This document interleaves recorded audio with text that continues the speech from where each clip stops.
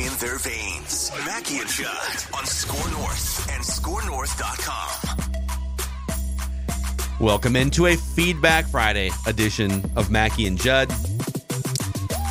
I love the Monday night game when it's here, but I also hate the fact that we have to wait until Monday night to watch the Vikings now. So I'm just gonna be patient. I'd rather have a Sunday night game so that you can watch football all day and just get right into it. I like more of the routine of traditional Sundays than you get your Monday Night Football in late October. I don't like the whole, because we went 3:25 kickoff Central Time. Now it's a Monday night. We don't get a true noon kickoff right until week 3 next Sunday against the Lions. We only get one in the first month, because then isn't week 4 the London game? 9 a.m. Yeah, right. Man. 8:30. So I actually don't like 3:25 kicks the most because it's sort of like, especially home games, because you can't stay home and watch the noon games, because for me, I go to the stadium. This Sunday, though, is perfect. Brunch with Dawn. Good for you. And then I said, we got to get home by noon for Red Zone. Where are we going for brunch? So she picks. She always says, where do you want to go? And I say it. And then she's like, well, I'm thinking this. I'm like, well, then why don't you just pick it? Which is great. But, I mean, every time, it's without fail. It's like, you pick. Okay, let's go to this place. What do you want for dinner? I think we should do this. Yep. I'm thinking we do this. Okay. And I always say, I don't care. So, you pick. But anyway, then get home by noon, day full of Red Zone. Scotty Hansen and me. Nothing better. Just you two guys. Football. Couple of peas in a pod. On the couch. Scott Hansen should drink progressively throughout the 7 hours. Wouldn't that be hilarious if at the beginning he's all chipper and happy, and then by the end he's just slurring his words? He doesn't pee. He's 15 beers in. His whole thing of, I don't go to the bathroom is the most incredible thing. He probably can't drink. He doesn't drink a lot of. I doubt that he drinks water or coffee then, because you have to go after 3 or. He just doesn't drink anything during Red Zone. I think he documented his routine last year. I think what he does is he drinks a ton on Saturday, like water. Not booze. Water. He drinks a ton of water. He just gets hammered on Saturday, and he's like, I gotta go to bed. And then I think starting at 9 o'clock on Sunday he stops. It's like, okay, dude, I couldn't do that. That's incredible. I couldn't make that. So the end of his career is going to be when his prostate starts to shut down a little bit, right? Then I'm going to tell you that right now. That's not a good thing either. All right, let's get into Feedback Friday here. A lot of Viking stuff. We'll start with, and by the way, you can always send us your comments, questions, concerns, critiques, whatever it is, through the SKOR North app. There's a feedback tab at the bottom. We also are constantly checking our @replies on Twitter, the YouTube comment section. Let's start with Tim Trail here. Couldn't help but see such a different vibe on the Vikings sideline in that Packers game. Guys smiling, laughing, handshakes, high fives, and so on. Seeing Kevin O'Connell out on the field acknowledging the players is such a contrast from recent years. I still have some concerns with the secondary, namely Patrick Peterson, and some offensive line miscues, but feel like this is a solid team that can do some good things and make a lot of noise this year. Love the show. Love the Vikes, going back to the Joe Cap days. I'll tell you what, this is such a dumb thing to be excited about, but when Kirk threw one of the touchdowns and he's coming back to the sideline and KOC is got his arms up and he's clapping for everyone, and he walks over to Kirk and meets him 5 yards out on the field and gives him a big high five and a slap on the back. And I was like, yes, that is the vibe that needs to be created. Mm-hmm. And he's been doing that all off season. And so, what vibes, I guess, is the headline for this comment here. How far can vibes take the Vikings? Because vibes have taken the Vikings pretty far this offseason, getting ready for that week 1 thrashing. But how far can vibes take the Vikings? Well, I think they definitely can set tones, which is huge in sports. So I don't know that vibes can lift them a ton from here, but I think they definitely help. And the one thing too to keep in mind, and this is the important thing, is O'Connell is calling plays for Kirk. O'Connell is talking into Kirk's ear until that system shuts off with, I believe, 15 seconds left on the play clock. So O'Connell is not just invested in practice; he's invested in game day. Mike was calling defenses. So, like, if Mike wanted to get excited, he was still going to channel his focus towards, what's next defensively. So, like, there's an investment that O'Connell has, yes, in getting the most from Kirk possible, but also in the actual play calls. Yeah. So, like, that's where things have changed here, too. And O'Connell did say that he did not come close to basically exhausting the plays on the call sheet Sunday. In fact, he said that there were times that he didn't call plays that he probably should have, but didn't get around to them. And so that leads. So there's more. There's more. That leads me to believe there's more because I finally asked him. I said, Kevin, you've been saying for 2 days now that you didn't like that there were things about your work in the game you didn't like. What didn't you like? And he went into there were some plays I didn't use, and because it's moving fast for him too, and he's new at this. But the fact is, he still had a really good play calling game, which is encouraging because we've seen guys who start, Brad Childress, who are like, I'm going to call plays, and pretty quickly it becomes very clear it's too much. Dude, it looked like the game was moving way too fast for Nathaniel Hackett on Monday night. Correct. With how it took them forever. They had a bunch of delay of games because the plays weren't getting in fast enough, and then they're breaking the huddle with 11 seconds or 9 seconds or something, and then all the late game stuff that he stumbled in.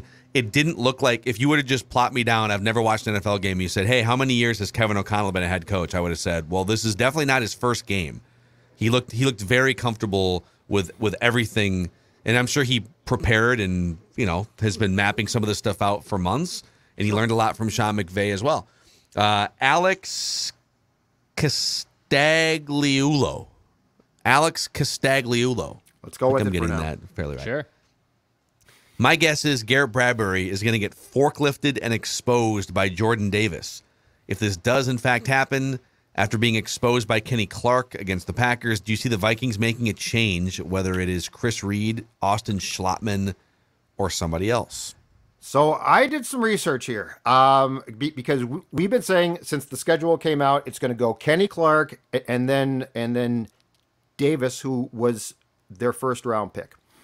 Jordan Davis played the fewest snaps of any defensive tackle against the Lions on the Eagles defense, 22. Okay.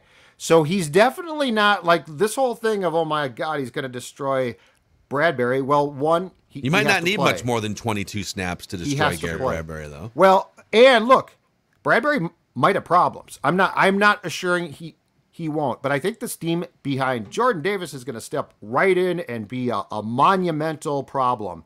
If that first game is a little bit overblown. So I'm just saying Jordan Davis might not be the undoing of Bradbury that we assumed when the schedule came out.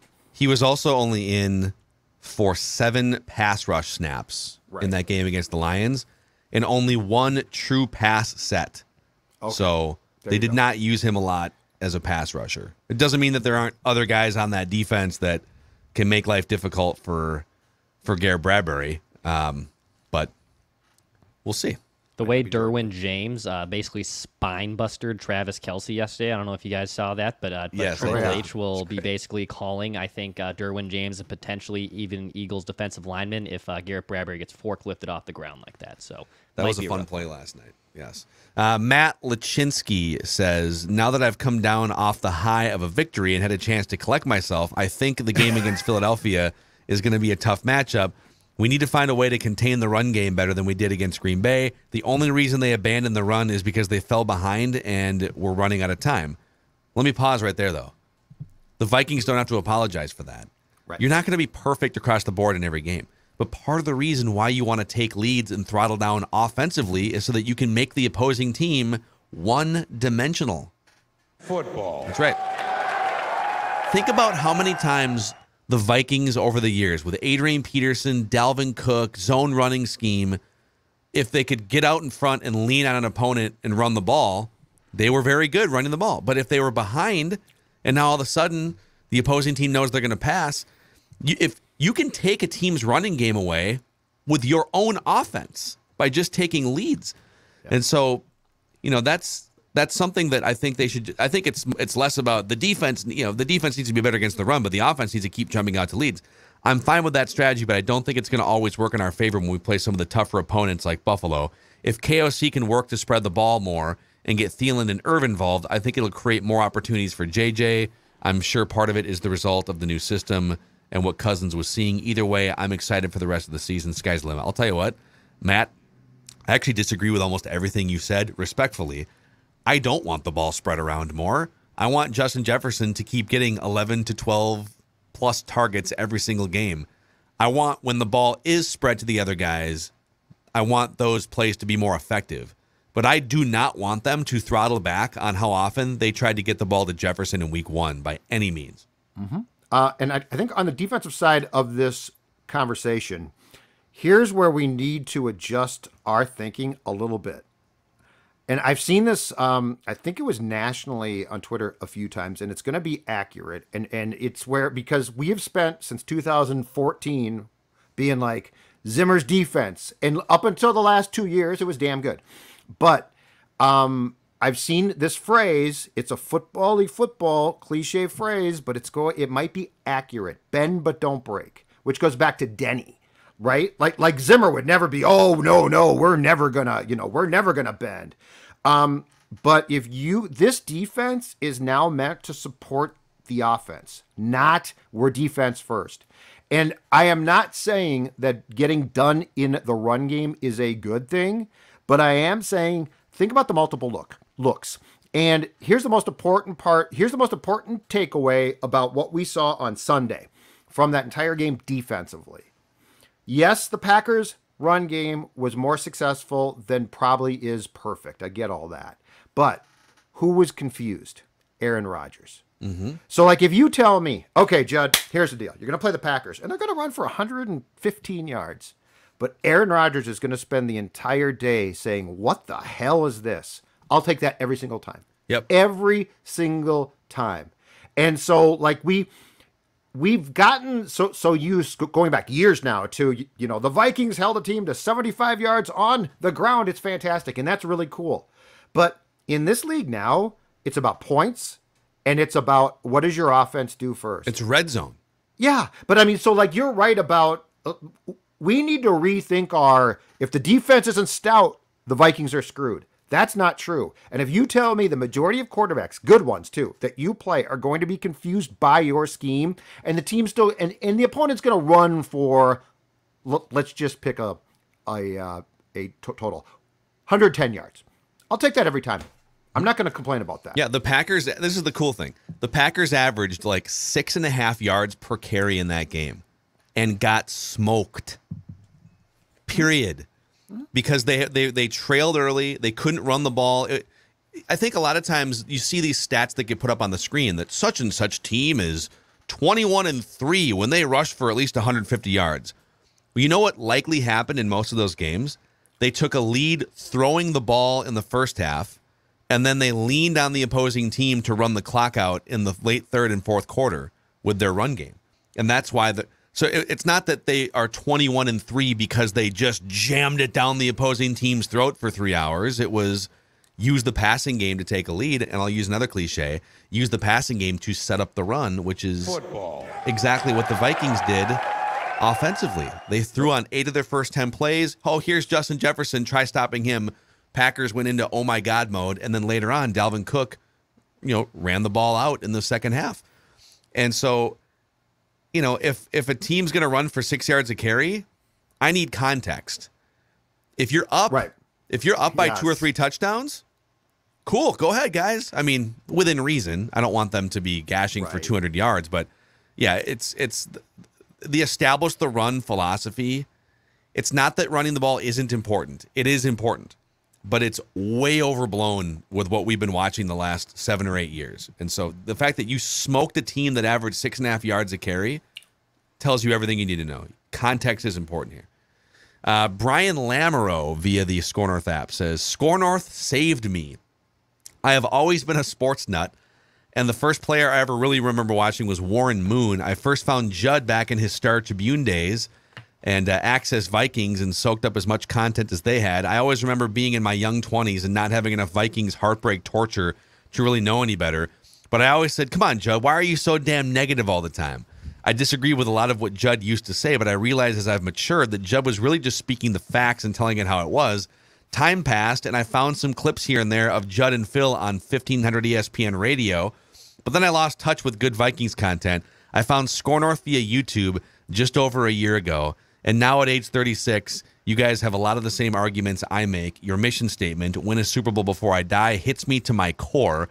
I'll admit, I was a dead Vikings fan. I had no spark. SKOR North ended up making me more optimistic about the direction of the team and what to expect. After one game, I couldn't be more excited for the direction KOC is taking this franchise. Do you guys think this version of Kirk can win a Super Bowl? Let's see some more sample size, but curious to hear what you guys think. Love the show. Ignore the haters. Keep up the great work. Brian, thank you. Appreciate that. Do you think this version of Kirk can win a Super Bowl? Oh God, I need to see so much more. But I'll say this: I like right now, one game in, where this is trending as far as maximizing him. Can he win a championship? I have no clue. I just don't know. Like, there's a lot of things that would have to continue. Again, I want to see Kirk. I want to see Kirk put into games where the expectations are huge. I think Kirk thrives when people are like, oh, hey, Kirk's done, right? Like, Kirktober often has followed a very average September. And then it's like, his cousin's going to get booed at home, and then bang, bang, bang, he's back. Why? Because he likes that. So can he win a championship? I don't know. Do I think that the O'Connell and Kirk pairing with Jefferson healthy gives them a chance to be successful? Absolutely. Yes, it does. You can get to a Super Bowl, with plenty of quarterbacks in that third to fourth tier. It's happened with Jared Goff. It's happened with Joe Flacco. You can get there. Can you win the whole damn thing is a little bit of a different story, right? Like Matthew Stafford now is that first maybe non-elite guy, i.e. not Brady, not Patrick Mahomes, that can carry you to the Super Bowl. But if the infrastructure around Kirk is perfect and the way you saw him in week one, I mean, yes, if you multiplied what you got out of Kirk in week one throughout the whole regular season, do I think that kind of guy and that kind of team can make a Super Bowl run? Absolutely, I can. What do you mean Stafford is the first non-elite guy? What do you mean by that? I mean that I don't put Stafford in the elite quarterback tier. I don't put him in the same tier as Patrick Mahomes. I don't put him in the same tier as Tom Brady. Peyton Manning, when he was making his runs, I don't put him in that same tier. But he's a guy who you can win with when the infrastructure is surrounded and is perked up a little bit. So that's where it gives you more hope that a guy like Stafford and Joe Flacco to a degree 10 years ago, that those guys can still also do that as well. Yeah, well, I mean, like the range of, hell, Trent Dilfer won a Super Bowl and Brad Johnson won a Super Bowl. So the range of quarterbacks that can win a Super Bowl is wide enough to include Trent Dilfer at the bottom of it. But when it comes to team construction, this is where we always go back to if your guy is making as much money as Kirk does to the cap, it makes it harder to put that Ravens 2000 defense around him. That's hard to build that defense, period. But to me, the answer is yes. I'll tell you what, this version of Kirk absolutely can win a Super Bowl. And I'm talking about the version we saw in week one, the guy that was dissecting pressure. Because that's what you're going to face. When you're playing a road game, NFC Championship, and then you play in the Super Bowl, you're playing the best teams in the world, you're not going to have a clean pocket. You're probably not going to have a clean pocket for more than like 50% of your dropbacks. Because those teams are the best defenses in the world. So if you can overcome it and still make plays down the field like he did against the Packers, then yes, you could. That is the most important thing for winning a Super Bowl. Let's see here. Glenn Vieder says, you mentioned how people are stating those of us that critique the poor play of the Vikings recently have no right to cheer now. Shouldn't it be that they who have insisted all was right before be the ones forbidden to cheer? Now that changes to their ideas of perfect management have changed. Yes, I think everyone should be allowed to cheer. All right. We're all inclusive here, but it is funny that, well, you didn't have faith before. No, we wanted things to be better before. You you wanted Zimmer around. You thought it was absurd that they would fire Zimmer, and Spielman, even some talking heads in this town mocked people for suggesting that happened. Those are the people that should take a back seat on the fan bus, the ones that wanted to preserve mediocrity, right? Yes, the true fans demand far more. They don't just sit back and say, well, the adults know what they're doing. No, they actually don't sometimes. So, yeah, he's exactly right. Yeah. But yes, I agree. We should not put a cap, because I hate this whole thing. We should not put a cap on anyone cheering. Like, I do hate that. Well, you can't be a fan. Okay, just stop with that. Yeah. Corey Larson says, can you imagine if the Vikings played the Bills in the Super Bowl? 2 0-4 Super Bowl records. One team finally wins. One team drops to 0-5. Diggs, the Jefferson pick storyline. Oh my God, it would be a great Super Bowl storyline. So juicy. I think if you pulled like national people, like, oh, Buffalo, Minneapolis for a Super Bowl, that doesn't sound too enticing. But then like when you really break down the storylines of how both those franchises have gotten there, like if you just look at those cities, you might think, oh, that's a little underwhelming. Like NFL execs could be, or a league exec could be sweating over Buffalo, Minneapolis as the two teams of Super Bowl. But the history and lineage of failure between both those teams, and to Judd's point, the Jefferson and the Diggs part, the Cousins part, Josh Allen morphing into one of the best. There's plenty of storyline there. I don't think the Super Bowl, I would guess the Super Bowl is the one event that is impenetrable to, like, oh my God, it's these two Small teams. market. Yeah, I agree. Right? The Super Bowl has risen above market size for the participants. You're just going to get like 100 million people watching it regardless. But it is a great storyline. Nate Bohawk, with all the comps of JJ to Moss lately, can we not forget that 84 is not retired? Seriously, that needs to happen. Shouldn't be brushed aside all the time. Why haven't we retired number 84? I've written about this. I've ranted about this. It is one of the most ridiculous oversights done on purpose. I have no idea why. That's kind of weird. We've talked about this a lot. I don't know. I don't know, and I've never gotten a good reason why a guy who changed the game, not the Vikings, the game, and created an entire new fan base here, entirely new fan base. Yeah.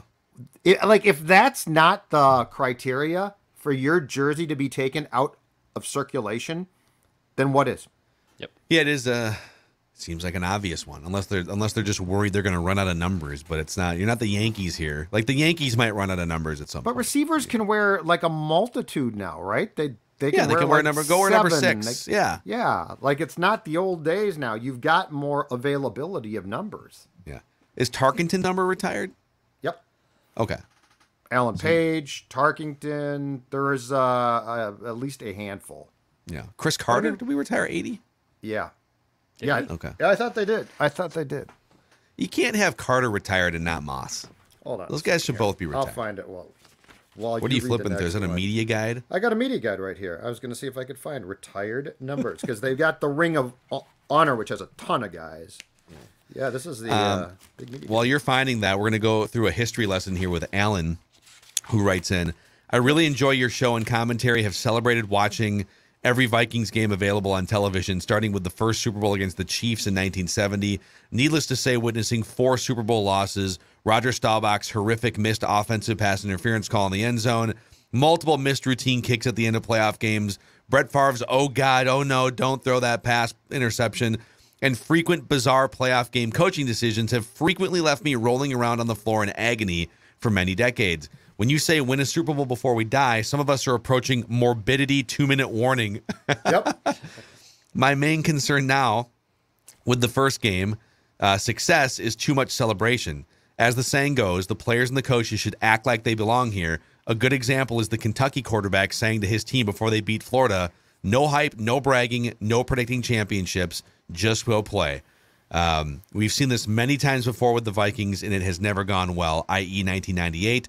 Let's just quietly and confidently exhibit being ready to go and win games. The results will speak for themselves. I think we need to relay this message to the locker room.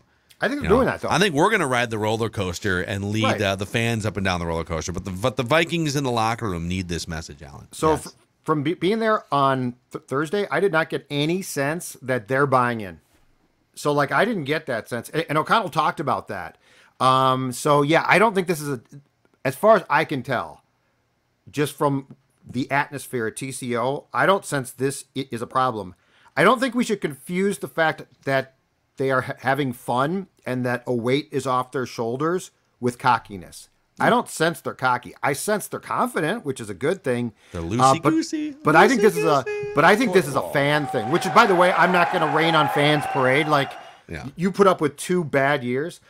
Jersey numbers retired by the Vikings: Tarkington's 10, Alan Page's 88, Jim Marshall 70, Corey Stringer 77, Mick Tinglehoff's 53, Chris Carter's 80. Those are the only ones. Moss needs to have his number retired. All due respect to Jim Marshall, Mick Tinglehoff, but Randy Moss needs to be among them. Okay. I never argue that. 100% right. Shout out to our friends. If we could retire the jersey of Federated Insurance for their greatness in helping businesses, we certainly would. We'd put that jersey right up in the rafters in Owatonna, Minnesota. Federated is all about equity, integrity, teamwork, and respect, and they apply those 4 cornerstones to all interactions and decision makings and to your business. Find out why Federated is so great at helping businesses maximize their level of success through risk management, tools, and resources at federatedinsurance.com, where it's our business to protect yours.